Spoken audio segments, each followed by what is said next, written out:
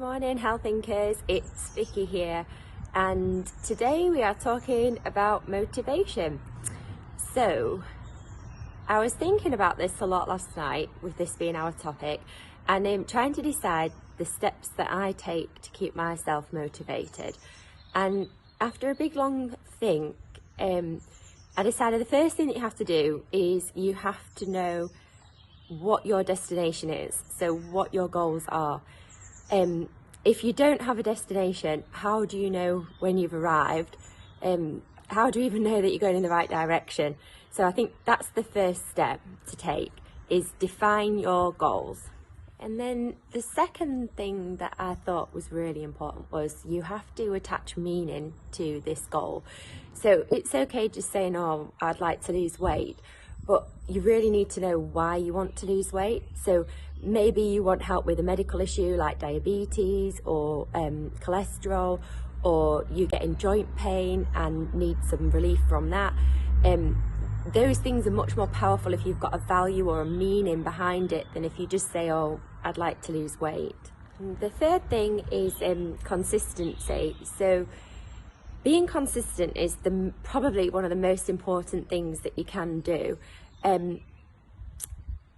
Just show up, basically. It's not like you're going to just go to one stretch class and you've got the capabilities of a gymnast, but if you started stretching even just the hamstrings once a week, do you think that muscle's going to be better a year from now than if you didn't bother doing anything? So make things almost too easy and don't beat yourself up, just do it. And the fourth thing is to stay focused. I use a lot of measuring techniques, so I'll measure things over time. You see us do this a lot in the clinic, like we'll measure muscle tone or heart rate, blood pressure, heart rate variability, so stress response. We'll measure a whole host of things, and it basically gives you a big picture. So it means that everybody has good and bad days, and things will always go up and down.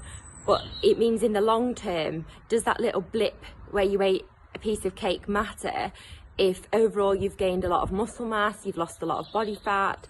It makes it seem less significant. So you know that the majority of the time what you do is what you get out of it. And my final, the fifth thing to stay motivated is just do something.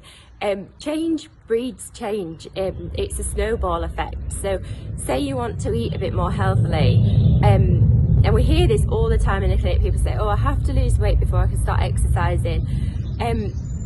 Well, that's like a self-perpetuating cycle. If you're not exercising, you're going to gain weight, and if you're not eating very well, you can't exercise, then you're not exercising, you're more likely to gain weight, and it just keeps going round and round and round.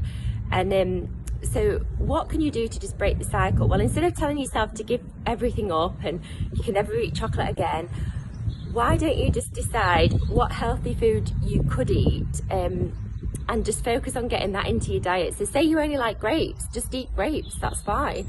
And then you might get a bit more adventurous, you might start buying blueberries, just little changes. Like, don't beat yourselves up, do it easy, little baby steps, and congratulate yourself on the small things that you have achieved.